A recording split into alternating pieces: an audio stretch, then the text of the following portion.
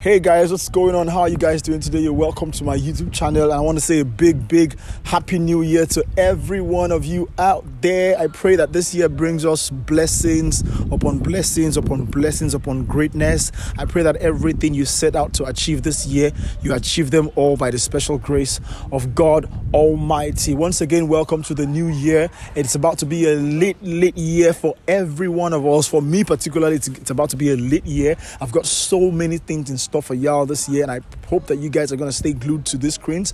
If you've never subscribed to this channel before, please, this is your opportunity. Just go straight to the subscribe button and just hit it, punch it, like, subscribe, comments on this video and all the other videos that I've had on this channel before, and let me know what you think about my content. It's about to be a fantastic, smooth ride, so please fasten your seatbelts and let's dive right into it. Okay, so today I decided to start the year off with something really nice, something that is trending right now. I decided to review a show. It's a Netflix original. It's a Nigerian Netflix original that is trending right now that everybody is talking about. And I thought, why not start the year off on a very high note? It is, of course, Far From Home. Everybody's talking about Far From Home right now. Everybody. Far From Home is literally on every young person's lips. Even adults, old people, they're watching it and they're talking about it. So I thought, why not? It's a show that was released by Netflix in December 2022, last month, a couple of weeks ago. And ever since the release of the show, it's been on fire. It's been blowing up the social medias. All the actors on this show have been trending. It's just a show that is on a buzz right now, and there's so much talk about it, literally on everyone's lips. And I thought, let's talk about Far From Home. So Far From Home is literally a college show produced by a Nigerian company, of course, sponsored, funded by Netflix. That's why it's called a Netflix original, and it has an ensemble cast. And when I mean ensemble cast, think of your favorite actors in the industry. Think of the names that you love the most, the top. And when I mean the top actors, I'm talking all age category, from the ones in the 60s to the ones in their 40s and 30s to the ones in their 20s, like the categories like that all the way up. So Far From Home is not just a college movie or a college series that you can talk about. It's also a show that has everyone, and a lot of adults can also relate to the story. I mean, this show has Femi Branch, this show has RMD, this show has Bimbo Akitola, this show literally has Adesua Itomi, it has Deyemi Okonlawon, it has Funke Akindele, it has all the names. Like, think of any name, all the biggest names. Linda Ejiofor as well is on it. It has the likes of all those actors who are in their 40s to their 60s. And it now has actors in their 20s as well, 20s and their early 30s. I mean, talk about the likes of Genoviva Ume, Olumide Oworu.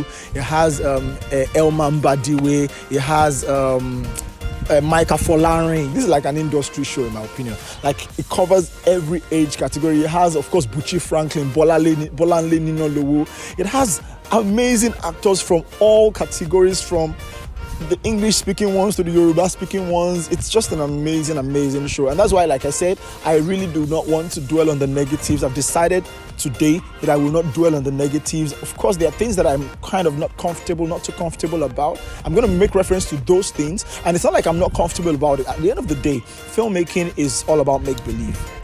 Films, TV shows, they are all about make-believe. As long as you can relate to the story, as long as you understand what is going on, which is really important, as long as you're not confused about the story, as long as it leads you from the beginning, there's a premise, and it takes you all the way to the middle and to the end, and you're not confused about anything, then you have a good show. And I like how the casting was done, even though I thought, especially for the older casts, in my opinion, for the older cast, I thought these are faces that we are tired of seeing. That is why I want to encourage actors. Your age is not relevant as long as you're good at what you do. I want to encourage people who do stage plays. I want to encourage more actors. Please, you need to flood the industry. We keep seeing the same faces over and over again. I'm sorry. I'm tired of seeing Deyemi Okonlawon. Deyemi Okonlawon is a fantastic actor. is an amazing actor. But you see that role that Deyemi played, someone else could have played that role. In my opinion, someone else could have played that role. The role that RMD played, someone else could have played that role. I don't know, but the role that Bimbo Akintola played, someone else could have played that role. I mean, I know that these are actors that we love. We love watching them. I love to watch these people. But seeing them over and over again makes it look like we don't have actors in this industry. I'm sure the international audience, when they see these people, they'll be like, bro, waiting there. I know they want to sell films. I know that these are actors that you want to see. But I feel like when the film is good, it's good. And when you do marketing properly, it's going to sell. People are going to watch and they're going to talk about it. That money you spend to get all these big actors, spend it on marketing and get new actors, new faces. We need to see new talents, And this has nothing to do with age. It has everything to do with talent. This industry, people keep talking about how big this industry is. We say it's big, but we are seeing the same faces over and over again. Come on. We can do better. We can really, really do better. We need to see new faces. I mean, shout out to RMD, shout out to Bimbo, shout out to all these amazing old actors. They've done so much. I still want to see them in films, but I don't want to see them in everything. I don't know if you understand what I'm saying. I want to see these people in films, but I don't want to be seeing them all over the place. They just appear in every film. Like, what's going on? Are there not more actors in the industry? If you get what I mean. So they did fantastic jobs. And, it's so funny how you see them, you watch them, and you're not expecting anything special. And when they even perform, they are not even impressing you anymore because you have seen so much of them that it's almost the same thing you are getting from them over and over again, and that just gets you exhausted. And I think that's like one of the low points of this show, if I'm being honest. If there's anything that I'm going to say I didn't like, it is the fact that I just saw faces that I'm tired of seeing. I just saw faces that I've seen and seen and seen and seen and seen. I'm like, bro, waiting this saw. So now let's talk about the young actors who this show really, really, revolved around. I'm talking about the likes of Micah Folarin, Elman Badiwe, Tomi Ojo, Olumide Oworu, all the young actors, Genevieve Ume and the likes. These guys were fantastic. Another thing I heard is people complaining about the fact that they are too old for the roles. Are you kidding me right now? Too old for what role? You guys need to go and find out the age of some of your favorite actors in Hollywood who play all these high school movies, who play all these secondary school and college movies. You guys need to go and find out their real age. You'll be shocked. Don't be fooled though. You need to understand something about acting. There's something they call playing age. The fact that you're a 35-year-old person, if you look like someone that can play 21, you are perfect. They will cast you for it. That's why it's called filmmaking. That's why it's called make-believe. So you are the one, and I feel like it's only because you're familiar with these people and you know their age and you know them personally at some point to an extent because of social media. That's why you think they are too old.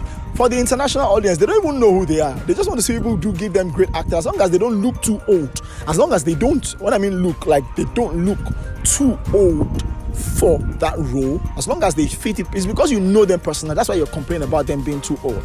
These guys are literally young folks who literally, Olumide Oworu can still play an 18-year-old, 17-year-old boy. Even though Olumide is in his late 20s, I know.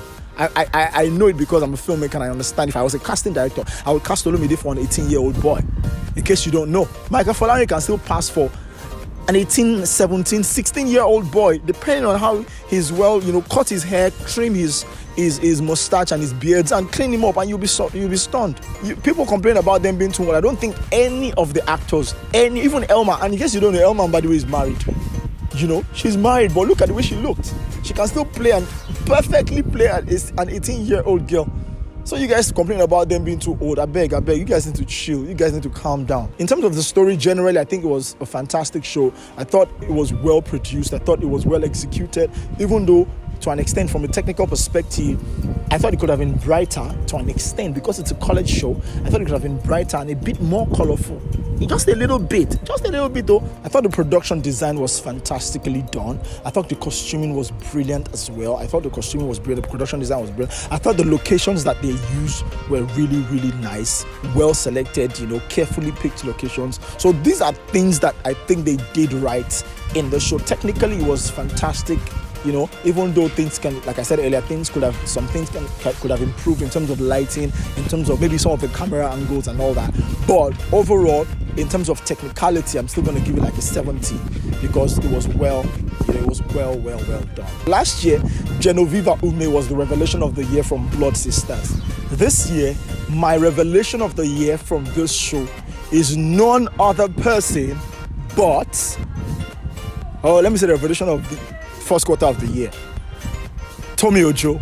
Yes, the girl that played Ishaya Bello's younger sister. I thought she was brilliant.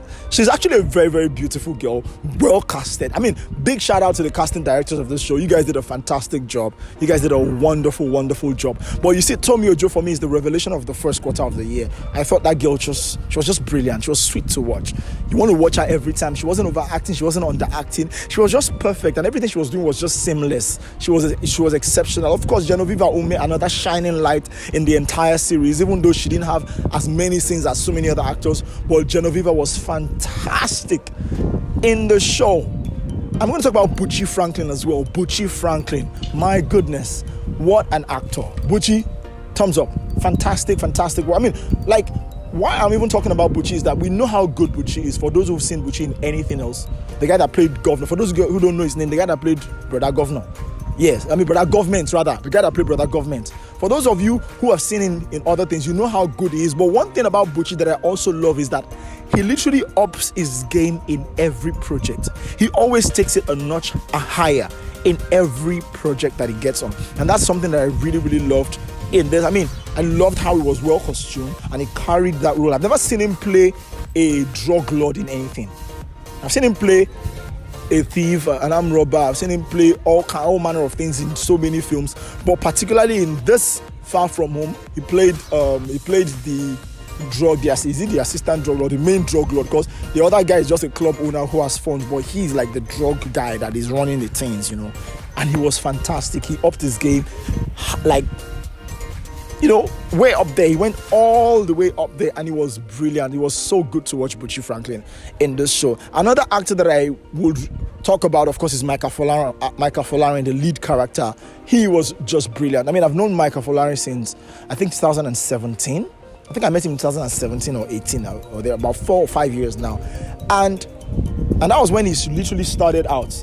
And looking at Micah Folarin from then to now, you can tell the growth process. You can see how far he has come, and he was brilliant in this show. And casting him as the lead character was just good. And Mike, Baba, you the hot though. I see what's going on your social media. You're becoming very, very hot in the industry right now. Big thumbs up to you, Mike. You did a fantastic job. Elman Badiwa is one of those actors who don't have to do too much. Literally, she doesn't have to do too much. She just has to be the character. Just be the character. Say your lines. Her expressions alone gives it everything, you know. And big shout out to that lady. I mean, she's a fantastic actor and she understands how good she is. That's why she doesn't do too much. That's why it doesn't come off like she's overacting, because she's just a subtle girl who doesn't have to do so much. And that's the exceptional thing about acting. You just have to literally be the character, like wear it as a cloth and deliver, you know. Shout out to Elman Badiwa. Shout out to everyone who was a part of this show. Fantastic show, Far From Home. Yeah, like I said earlier, it has its own flaws here and there. A little bit of some plastic acting here and there that I'm not going to dwell on. I feel like the actors can improve. But overall, I'm going to rate this show a 7.5 over 10. Some of you will probably not agree with me, but I'll give it a 7.5 over 10. It was a good watch. It was a good show. They did a fantastic job. Big shout out to the writer.